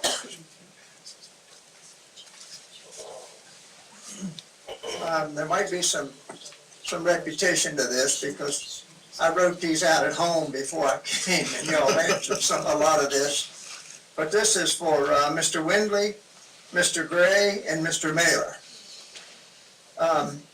Why do you want to be a Kill Devil Hills Commissioner? And what do you hope to accomplish if you get elected? Thank you.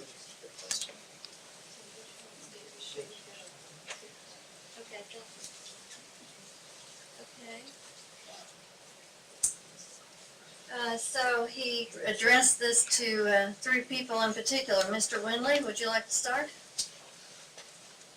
I want to be a Kill Devil Hills Commissioner because I enjoy this type of work. I'm proud to be on the planning board now, and it would be an even greater honor to represent this town on the Board of Commissioners. What was the second part to his question? I remember, why did I want to be one? What do you wish to accomplish? What do I wish to accomplish? Yeah. I have a lot of things that are important to me, but the biggest thing I want to accomplish as commissioner is finding creative new ways to increase communication between our everyday happy citizens and the town. We've already talked tonight about finding good ways to increase turnout and engagement at our meetings. And I talked about at that time, I have follow-up pulse annual surveys, how to create and establish more dialogue between citizens and our towns. I personally feel, and it's something I've learned from a business background, that the more we listen to people and the more we react to what they're asking us to do, the better job we can do as leaders. So really what I'd like to do if elected is find creative ways to utilize technology to increase communication, get more community feedback, and be more responsive to our citizens. Okay, thank you. Terry Gray? I think probably the thing that instills me to want to be a commissioner, probably the most important thing, is that we've got some serious issues and that we're going to have to address as a town. One of them is the stormwater drainage, like I mentioned before. And then also, I think that we need to concentrate on improving our neighborhood parks. And that's somewhere we haven't been quite as aggressive as other towns. I think that I have a valuable history and knowledge of the town of Kill Devil Hills. I love the town of Kill Devil Hills. I love being here at the beach, and I love being able to enjoy all that it has to offer. I think I bring a lot to the table as far as the experience and education and being able to tackle some of these questions that we're going to have coming up and the issues we have to deal with. Okay, thank you. Luke Mahler? I want to be a commissioner because at the end of the day, if you have ideas and you think you can help, there's a certain time when you got to stand up and do something and throw your hat into the ring. I want to make government work from the ground up, and to be honest with you, the idea that I can make a positive change based upon my beliefs and my stances and my abilities both humbles and encourages me.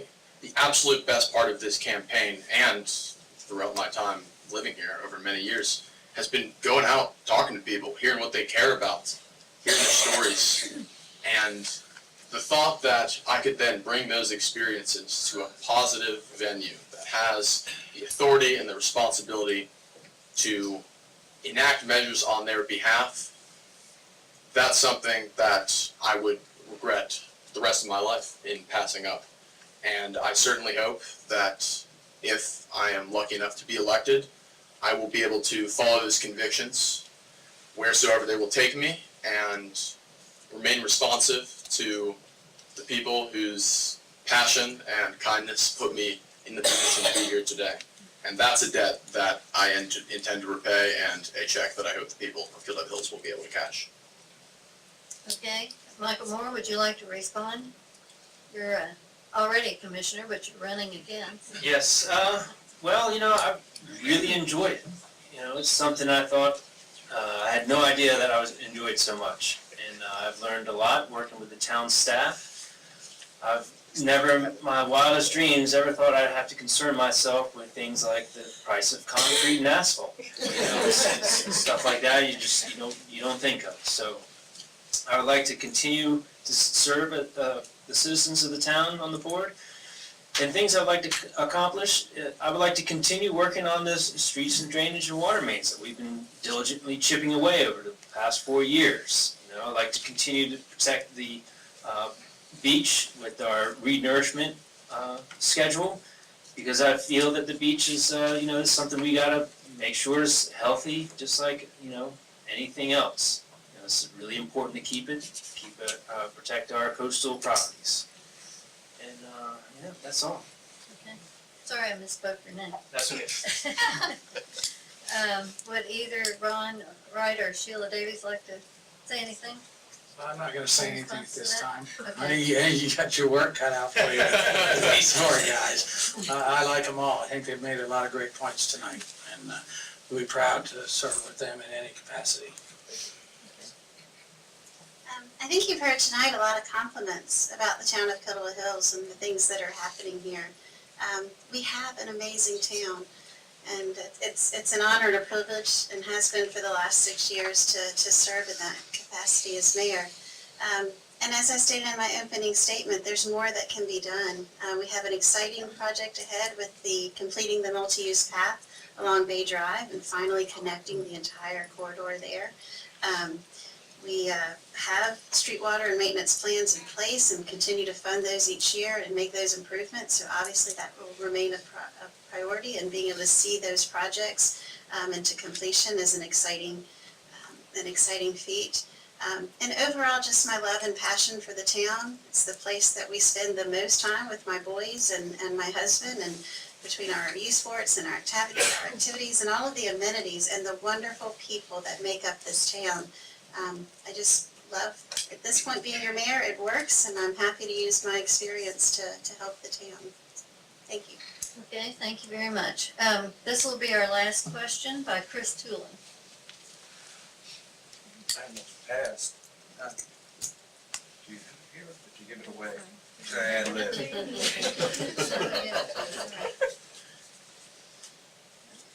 Just ask. I'll ad lib. I just wrote down, and taking it to another level than Ivy's very good question. I have a great deal of respect for our police force. I think they need our help. And we have a tremendous amount of crime Sorry, in... read it this way, I would appreciate it. Sure, thank you. With deep respect for our police officers, I see them helping others often. We have a huge amount of crime per capita in the town of Kildare Hills, and I believe there's some underlying issues. What can you do to help the citizens protect themselves and their personal property? Thank you. Okay, let's see, John Winley, would you like to start? Yes.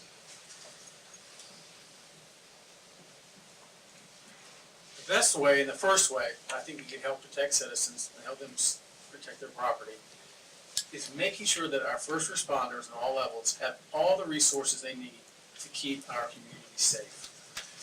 We need to maintain those open lines of dialogue that we always have, to make sure, ask law enforcement what they need, and ask them how can we even support them even more. Beyond making sure they have the resources that they need to do their job well, we need to promote community campaigns that can bring law enforcement and the community together. When that question was asked, I thought about National Night Out, and other events like that, when we can find the right places and times to invite the community to come interact with law enforcement, people can get to know and meet police officers and firefighters on a first-name basis, build those relationships. I think people will feel safer, that they can have more, the property can be more secure by building a relationship with our law enforcement and then making sure as a board that our law enforcement has all the resources they need to keep us safe. Okay, thank you. Ron Wright? Growth in the neighborhood watch and different programs like that in coordination with our police department and getting them the resources they need. If there's any way we can retain the quality officers that we train and keep them here, that will just further the confidence in the public by knowing those familiar faces and seeing those guys out there. Maybe a little more walking through the neighborhoods and door-to-door invites and possibly another, like a local event out night rather than national. Let's throw another one out there or something at a different time of year when we don't necessarily have so much tourism here. Maybe a wintertime event to get to know your detective, or coffee with the cops they're doing, I think, in Mag's Head right now. And it's coming up next week. And that's just a neat program to get them more involved in the community. Not that they don't want to, but we all need to work together to resolve this issue and make it a safer place to live. Okay, Michael Midget? Well, as someone who spent some time in the dunking booth recently, I cannot agree with the wintertime natural. I'm definitely interested in a very updated, state-of-the-art neighborhood watch program. I'd like to see what's changed in the last 20 or 30 years, or however long it's been since that program was first conceived. And I think it might be on either of our agendas at our next meeting is, what do we want to do going from here? So, that's where I stand on that. Okay, Luke Mahler?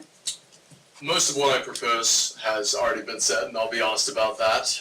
The only thing I would add, besides, of course, giving credit where credit is due to our incredible first responders and our police officers, ensuring that they have absolutely everything they need, increasing coordination, all that stuff is good. It's a good step, and I would certainly support it. The only thing I would add to that is I think it would be helpful if there was a means by which the citizens of Kill Devil Hills could express what public safety issues are currently concerning them. Obviously, you've got your scattered Facebook posts and word of mouth, but perhaps we can look into creating some kind of centralized discussion forum, some such thing that allows people to appropriately air their concerns. And certainly some steps have already been made in that direction by this town, but yeah, I'm firmly in support of what's been said so far. Okay, Sheila Davies? We're really fortunate in Kill Devil Hills to have the police force that we have and the dedicated officers that we have. And our officers are part of our community. They live in our community. They're parents, they're sports coaches, they even run our IT sometimes too as well. But I think one of the things that's of value is how approachable that they are. And whether it be the National Night Out with, over 300 people, I think, came through there and had the interaction, not just with our officers, but also with the Dare County Sheriff's Department. But events like that show the strength, not only of our department, but the collaboration that we do have with other law enforcement agencies in the county. And I think, yes, we're the town of Kill Devil Hills, and yes, we have our own police department, but I think to make our community safer as a whole, it's those collaborations with the other law enforcement agencies and the work that they do together that will, that actually will strengthen what we can do even within Kill Devil Hills. We continue to invest, whether it was at the request of some of the officers having body cams, and we do have naloxone in our vehicles, and we've had our officers trained on how to use that. We did equip the vehicles with automatic external defibrillators, and our officers have saved lives with both of those tools in recent years.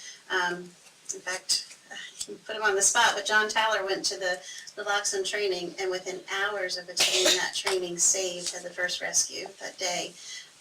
So I think we are doing a good job in equipping our officers, but I think they, at the end of the day, need our help more from the community, the eyes and the ears. They can't be everywhere. And, you know, we also can't arrest our way out of some of the issues that are facing our community. So taking beyond what our law enforcement officers are doing and looking at other community resources, whether it's drug treatment issues and things like that, again, it really takes a village to be able to tackle some of these issues. But I think we have the roots of a really good, successful plan. Thank you. Okay, thank you. And Terry Gray? I stated earlier, I think that we do have a fine police department, and I think that they do a lot of the things that they're supposed to do. I would like to see probably a little more concentration on involvement in some of the task force through the county. I think that the more cooperation you get at that level, you know, will lead to more information coming into our department. Again, I go back to the same thing that I said before. I think there's a lot of community involvement that needs to happen. And once you get community watch programs and things of that nature, that could certainly aid that. But I'm a strong advocate for participating with other local municipalities and the county sheriff's department. You know, if our officers work with all them, we'll be a whole lot better off, and it'll aid us quite a bit. Okay, thank you very much. Now we'll have the candidates' closing remarks. Each candidate has 2 minutes to make their final remarks, and we will go in reverse order from the opening statements. So I'll call on Ron Wright to start. Thank you all so much for coming out. I'm impressed by all the excellent questions, the great ideas. The candidates have given excellent feedback for y'all. I think there's a lot for everybody to decide on. I want to be mayor because I think we can inject a new look, a little new blood, if it be, into the system, and just a different approach on how we can deal with things. I'm a businessman. Like I said, I'm not a politician. I want to be there for all the people of Kill Devil Hills, and I'm willing to listen to everyone's issues and try and make a timely and adequate response to those. And with that, I'll say good night to y'all, and hope I didn't move in and out of the mic too much for you tonight. But thanks a lot for everybody coming out. I'm really impressed. Wish we had more like this group that's in here. Thank you. Okay, thank you. John Winley? Thank you all for coming out tonight. I thank you all for your questions. Thank you, League of Women Voters, for hosting and moderating this event, and I thank everybody up here with me. It is really encouraging that we have this many people really ready and engaged and want to serve our community. I've enjoyed my work on the planning board, and working in a collaborative setting to achieve the best outcome for our town has been an enlightening and rewarding experience. I look forward to continuing the community-first nature of my work on the Board of Commissioners. Being a part of a team whose members have diverse backgrounds and ideas, but work together for the overall good of our community is what attracted me to the planning board and inspired me to run for the Board of Commissioners. I have successfully managed a multi-million-dollar business with between 25 and 30 employees for the past 8 years. My business and leadership background has taught me the importance of listening to the community and responding to their needs. I believe in accountability and achieving results. Through combining my commitment to community plus my experience in business and leadership, I do believe I'm a qualified candidate for the Board of Commissioners. Since starting my work with the town 1 year ago, no other candidate has attended more combined planning board and Board of Commissioner meetings than I have. I was attending these Board of Commissioner meetings out of curiosity and love for the town long before it was in my political plans to even do so. I am an informed, dedicated public servant, and I look forward to continuing my work on the Board of Commissioners. My commitment to community does go far beyond Kill Devil Hills. Since moving to KDH in 2009, I've been an active partner with the Outer Banks Relay for Life, the Outer Banks Hospital Health Coach Program, Toys for Tots, I partnered with the Community Care Clinic numerous years for free flu shot clinics for their patients. I've been a T-ball coach for Kill Devil Hills Parks and Recs. I'm a North Banks Rotarian. I recently started work on the Dare County Saving Lives Task Force, and I'm also an active member of the Outer Banks Chamber of Commerce. Let me be your advocate. My promise is to listen to your concerns and ideas, then respond to you as effectively as I can. Thank you all for your time. Thank you. Luke Muller.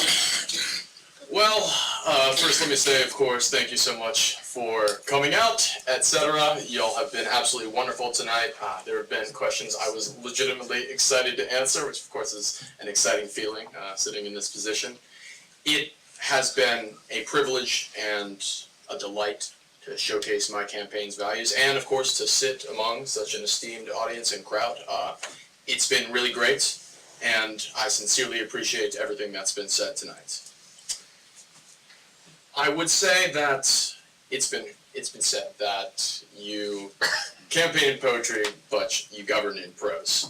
And to that extent, and to that end, know that you'll find in me an ever-present and ever-willing ear, an open door, and I very much hope to work towards the concrete and pragmatic solutions to the concerns that are on the minds of all the citizens of Kill Devil Hills, from being sufficiently prepared for when disasters strike to addressing the pressing issues of affordable housing, cost of living, and ensuring, above all for me, that this town stays the same great place that I grew up when I was a kid. That's really what this is all about, is preserving the aesthetic, the feel, the culture, and the vitality of this town for the next generation. And I pledge that if you elect me, you will find someone who is always willing to compromise and to listen to those concerns that you may feel have not been addressed in the past or that need to be addressed in the future. It has been my absolute honor to conduct this campaign, win or lose, and I sincerely hope that I'll be given the chance to serve you and to execute the will of the people. Thank you so much. Thank you. Michael Midget. Again, I would like to thank the League of Women Voters for hosting this important event, the citizens for the questions, and John, Luke, and Terry for stepping up and participating.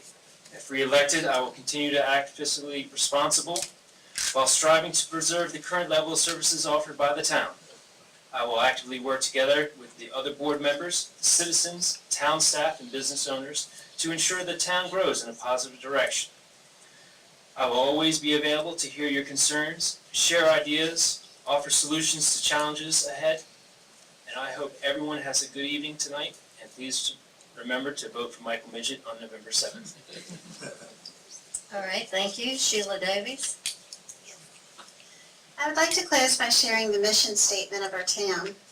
The town of Kill Devil Hills is dedicated to enhancing the quality of life for all citizens and property owners by providing the maximum level of service in the most efficient and effective way possible, while exercising sound fiscal responsibility. We value citizen participation, honesty and integrity, unity and teamwork, fairness and equity, and our unique natural resources. Our desire is for Kill Devil Hills to be recognized as a wonderful place to live, where our citizens receive high-quality services, our employees work in an atmosphere of respect and support, and our leadership stimulates cooperation and innovation in our community. I can assure you that I am the mayoral candidate best suited to ensure our town's mission is upheld. I have a proven track record of fair, open, and honest leadership. I have successfully demonstrated the ability to work with residents, property owners, business owners, and visitors to address needs and issues. From allowing backyard hens to decisions involving floor area ratio to addressing items left on the beach and driving on the beach, I have demonstrated my commitment to listening to all sides of issues, doing the necessary research and investigation, and working with others to make decisions that are in the best interest of the town of Kill Devil Hills. I am devoted to ensuring Kill Devil Hills is a safe, healthy, and vibrant community to live, work, play, and visit. If re-elected, I will continue to place emphasis on public safety, planning, maintaining quality services, infrastructure, and amenities, and retaining a skilled workforce. Additional emphasis will remain on preserving strong community partnerships, and balancing development, redevelopment with environmental protection. Thank you for putting your trust in me and allowing me to serve as your mayor. I would appreciate your vote for re-election on November 7th. I also want to thank the league and the ladies here with us tonight for all that you've done to put this event on, as well as the upcoming events. And thank you, candidates, for being here this evening. I think we had a great forum.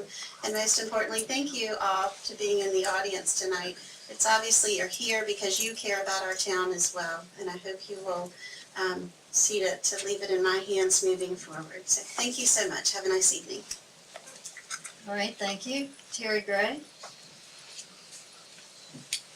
I want to thank the league for putting on the forum, and thank each of you ladies that were here tonight. Thank the audience for being here, and the candidates as well. I believe that this has been probably one of the nicest campaigns that I've been involved in, and it certainly has been a fresh perspective for me. My family was here. My mom was a Daniels from Wanchese. My dad was a Gray from Nags Head. I have a lot of heritage here. I have a lot of history here. I love the Outer Banks, and I love Kill Devil Hills. I have a family that I raised here. My wife and I live here on 322 Pine Grove Trail. We've been married for almost 41 years, and we've raised 4 beautiful children here. Kill Devil Hills has been good to us. Kill Devil Hills has been a nice place to recreate and to live and to make a living. Again, I work for the Ferry Division. I've managed up to 75 employees. I've managed 7 boats with different routes at the Hatteras Ferry Terminal, and I've also set up the emergency operations in disaster response for the Ferry Division whenever we have a hurricane and have a problem over at Stumpy Point. I know how to get the job done. I know what it takes to make the tough decisions. I know what it takes to bring people together and get agreement and consensus to move forward. I can work with anybody. I've had to work with just about everybody. You have irate people that want to get on a ferry, and sometimes you can't get them on there. So I've dealt with that too. But I would love to serve on the Board of Commissioners. I have a deep respect for the citizens. I promise that I will be transparent. I have had my phone number, personal cell number, on every piece of paper that I've given out in this campaign. And I want people to be able to access me and call me. So thank you very much for being here, and I gotta stop. Thank you. This concludes the Kill Devil Hills Voter Forum. We wish to thank the candidates for their participation, the voters for their attendance and questions, and the town of Kill Devil Hills for the use of their meeting room. Voter forums for candidates vying for office in other towns will be as follows. The Manio Forum is Thursday, October 5th at 7 p.m. in the Manio Town Hall. The Nags Head Forum is Tuesday, October 10th at 7 in the Nags Head Fire Station. And the Southern Shores Forum is Wednesday, October 11th at 7 at the Pitt Center. The schedule for candidate forums on the Dare County Government Channel is in the back of the room if you're interested in watching it again. And the forums will be available on the Dare County YouTube channel and the website once they're finalized for air, which should be a day or two before they are on the TV channel. Remember, the last day to register to vote is Friday, October 13th, 2017. Early voting begins Thursday, October 19th at the Dare County Board of Elections office in Manio, Monday through Friday till November 3rd at 8:30 a.m. to 5 p.m. and Saturday, November 4th from 8:30 a.m. to 1 p.m. Early voting is also at the Kill Devil Hills Town Hall from Thursday, October 19th through Friday, November 3rd, Monday through Friday from 10 a.m. to 2 p.m. And of course, Election Day is Tuesday, November 7th. We encourage you to join us in the League as we strive to make democracy work. There are membership applications for the League on the information table in the back, and I encourage you to join us, men as well as women. And thank you very much for coming tonight.